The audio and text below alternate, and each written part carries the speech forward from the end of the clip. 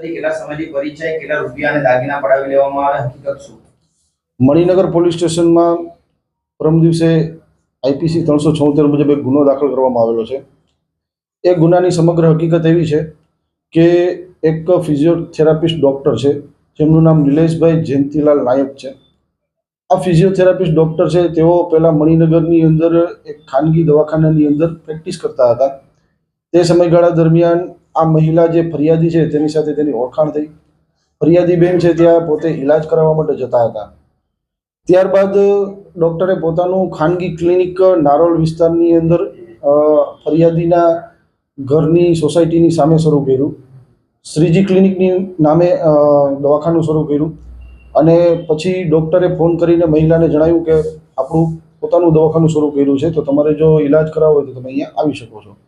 ત્યારબાદ મહિલા પોતે પોતાનો ઇલાજ કરાવવા માટે વારંવાર શ્રીજી ક્લિનિકમાં જતી હતી.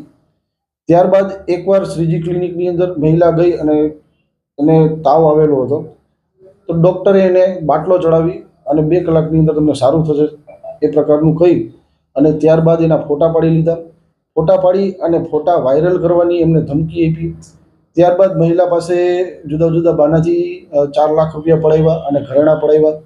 અને આમ છતાંય ત્યારબાદ મહિલાએ પોતાના પૈસા અને ઘરેણાં પાછા માગતા તેણે સમાધાન કરવાના બહાને મહિલાને મણિનગરની અંદર એક હોટલમાં લઈ આવી અને હોટલમાં મહિલાની વિરુદ્ધમાં જબરજસ્તી દુષ્કર્મ કર્યું.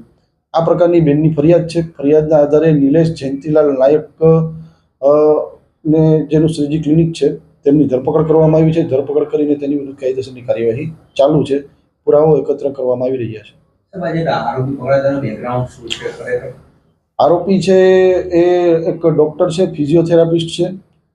આની પહેલાં અગાઉ કોઈ ગુના દાખલ થયેલા નથી, પરંતુ ડૉક્ટર બત્રાસની અંદર પહેલાં તે જોબ કરતા હતા વિઝિટિંગ ડૉક્ટર તરીકે, અને ત્યારબાદ એણે પોતાનું ખાનગી ક્લિનિક શરૂ કર્યું હતું. હાલ આ ખાનગી ક્લિનિક પણ બંધ છે.